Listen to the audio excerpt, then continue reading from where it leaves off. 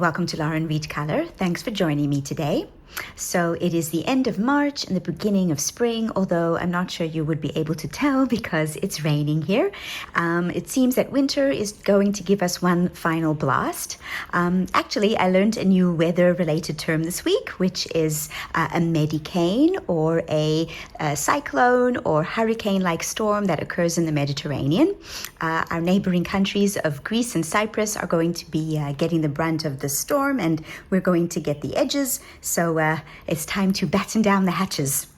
Anyway, let's move on to the purpose of today's video, which is for me to share my completed pages for March. But before then, I'm going to show you some stats for the month. This, as you know, if you've been watching the channel, is my do-it-yourself coloring planner. And for March, I completed 8 pages. I'm very pleased with myself. But let's get to the stats. Okay, so I completed 8 pages. All of them were single pages, no double pages this month. I'm going to try perhaps to get in a double page next month by finishing my ongoing Kitsune whip. We'll see. Anyway, I did 4 buddy colors. They were such fun. I'll go through them and show you all of my buddies' pages. And I did 1 group buddy. I colored in 3 untouched books and 5 books that are already colored in. I completed 17 prompts. Wow, that's a doozy. I didn't do any tutorials. I started the month with 10 whips and now I'm down to 8, so I'm very pleased with myself. I still have 109 books in my collection and I did not purchase any new ones. My no-buy of books is going well so far. I got some new followers on Instagram. Thank you everyone who has joined me on my journey. I also got some new subscribers on YouTube. And of course, if you watched my previous video about my channel anniversary, I want to thank again everyone who has watched and viewed and liked and commented on the channel. I appreciate every one of you. Yeah, I had quite a few views, a good watch time, and I uploaded 10 videos. These stats are just, for me to keep track because I like to keep track of stuff. Anyway, so let's move on to the actual completed pages. Let's start with my one remaining whip of the month, which is in Fairy Tales and Folklore by Emily Lederhol-Oberg. I actually have another whip that has remained, but it wasn't from March, it was from February, and it is my Kitsune in Mythomorphia by Kirby Rosans, but I didn't work on it at all in March, so I'm not going to show it to you. I will hopefully get more done in it in April and perhaps even finish. Crossing fingers. Anyway, the page that I am working on in this book is for the Instagram group that I am running, where we are coloring pages in this book. And the page that we chose for March was this rabbit with teapot or coffee pot or some kind of pot. Still not sure exactly what it is.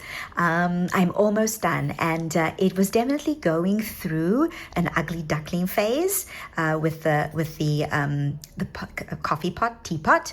I really think I had made a mess of it, but since then I have made some adjustments. I added in the purple door and the purple embellishments around the window frames, and I also erased the pencil that I had over the circles because I decided that I wanted to put them back in, and so I am going to make them bronze. We're going to have bronze circles, bronze frames for the door and the windows, and I'm still leaning towards a gray bunny, but it's possible that he might come out brown. We will see. I've still got to shade these flowers, and yeah, then I think the page will be completed either today or tomorrow.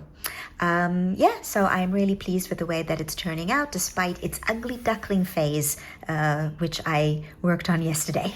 So that is Fairy Tales and Folklore by Emily Lederhol-Oberg. Onto the completed pages, and the first one is in my coloring journal. So for my journal, I have purchased some pages by Agotapop from Etsy. I printed them onto sticker paper and stuck them in my planner, and I've been coloring them every month. And the one that I colored for March is these tiny pots on shelves. I went for a green color scheme because it's March. March, St. Patrick's Day, four-leaf clovers and all that, so I thought it was appropriate. And I am coloring all of these with Castle Arts pencils. So it's some Castle Arts pencils and then I think a couple of acrylic markers just for some tiny embellishments. I'm really enjoying coloring these at the beginning of every month. It's sort of like a warm-up exercise for all of the other pages. So yeah, I'm enjoying these. And this is the one for March. Okay, let's move on to the next one. The next one is in A Million Baby Animals by Lulu Mayo, and the page that I colored in this book is the last page, and it is this cute snow leopard family in the mountains. For this one, I used Derwent Graphitant for basing, and then I used Castle Arts regular pastel tint and Harmonious for shading. And after that, I took a black fine liner and just colored in the spots and gave them some fur texture. And yeah, I'm really pleased with this quick little page. I colored this for Joe at Geordie Colors hashtag, which is Color the Fairy Tales 2026. And the prompt for March was the enormous turnip. And there were a couple of options, and I can't remember all of them. The one that I did was family. So that is why I colored this page for the cute snow leopard family. I can't remember. I think that is the only hashtag. Oh, I also colored it for my own personal challenge, which is to color a cat every month. So far, that's going well, but you never know. Knowing me, I could falter at any point. Anyway, that is A Million Baby Animals by Lulu Mayo.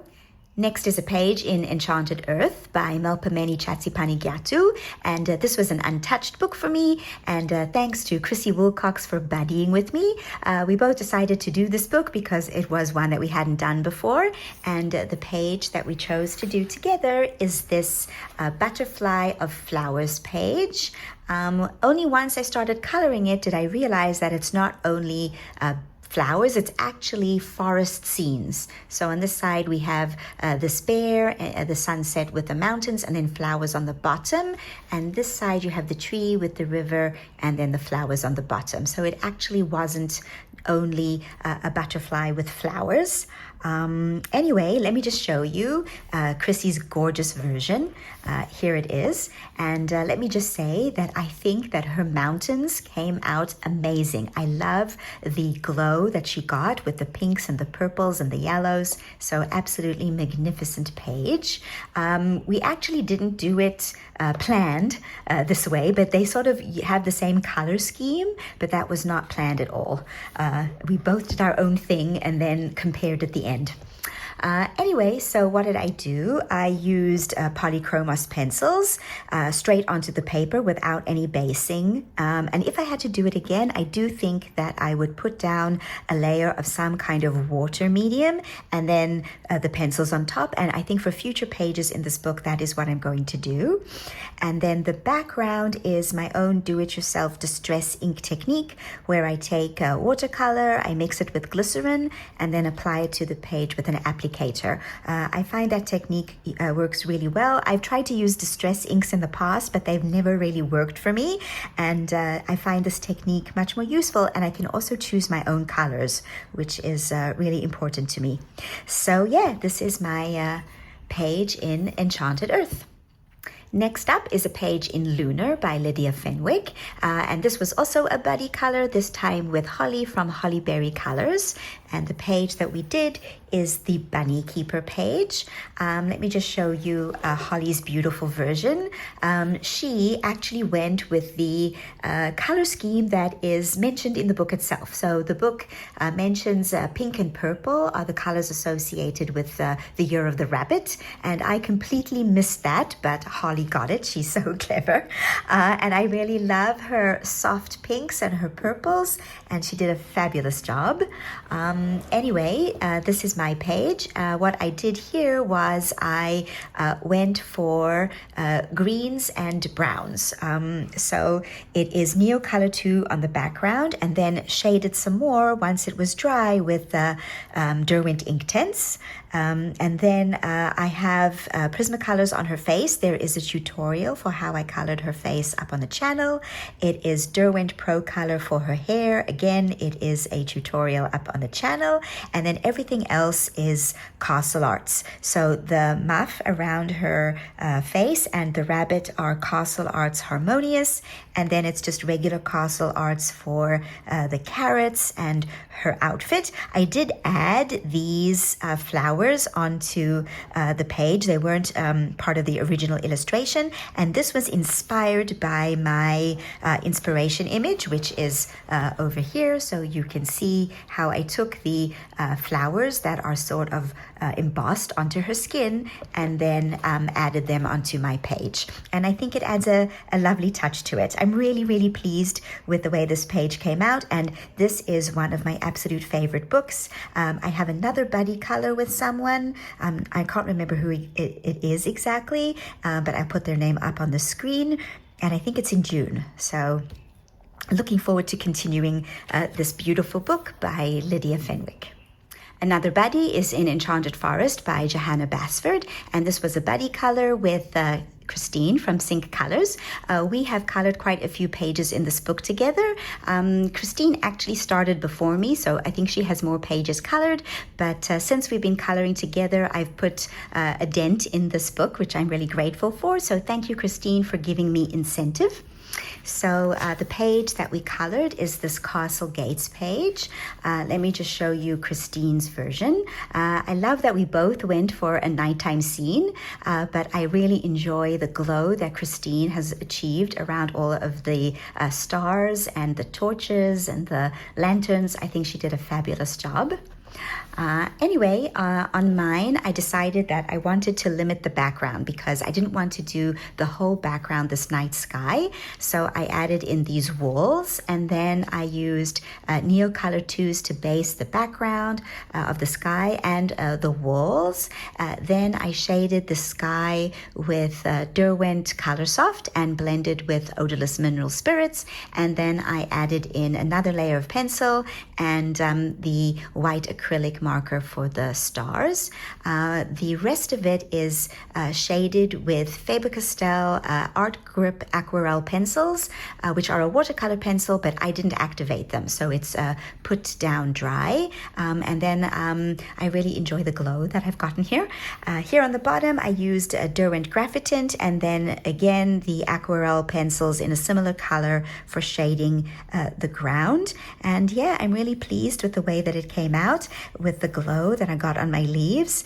And this page is one of the rare times that it came out exactly like I had planned. That doesn't happen very often, so it is always a time for celebration when that does occur. So that is my page in Enchanted Forest by Johanna Basford.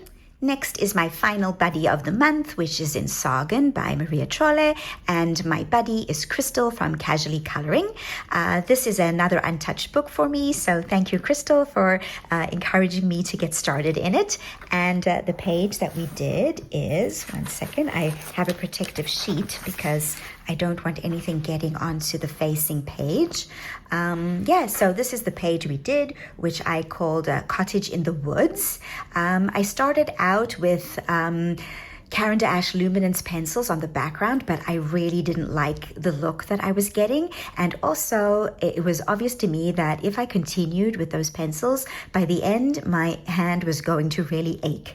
So I decided to erase it all, and then I put a layer of Faber-Castell Art Grip Aquarelle watercolor pencils, and then I decided to leave it because I liked the smoky look that I got, and I knew that this house had some smoke coming out of it, so I left it, and then I colored all of the other elements on the page. So I did the trees with Prismacolors, and then everything else is Polychromos pencils. So I really like my, as Crystal calls them, my cotton candy pink tree canopy. I think it came out beautifully, and I'm really happy with my trees and the moss that I got. This is done using acrylic paint pen and then smudged with a Q-tip, and my cute little bunny. Really happy with that. Let me show you Crystal's absolutely magnificent page. So this is Crystal's. She decided to go for a purple watercolor wash, and then she shaded with pencils and acrylic markers. And I think it is one of the best pages that I've ever seen in this book. I absolutely adore it, and I am really jealous. I think that hers is so much better than mine. I'm going to perhaps adopt her technique on a different page in this book. So thank you, Crystal, for inspiring me to do that technique and for coloring in this book. So that is Sagen by Maria Trolle. Next is my one and only group buddy of the month, and that is in the Mythographic Dragonspell group. The book is by Joseph Katzenbang, and I am really, really proud of myself that I have managed to keep going every month with this book. It is not a given that I would keep the motivation going, but the group is just such fun, and I'm enjoying every moment of coloring with my buddies. So anyway, the page that we did for March is this Dragon Garden Warrior page. So for this, I went onto Pinterest and I found an inspiration image because I wasn't sure what to do with these Venus flytraps. And then I found the inspiration image and just went with that color palette. So it is this greens, purples, and pinks. I did the background with Faber-Castell Art Grip Aquarelle watercolor pencils, and then I shaded it with Castle Arts pencils. It's also watercolor on the grass and on the fly traps themselves and on the flowers, but the basing for the warrior is actually alcohol marker.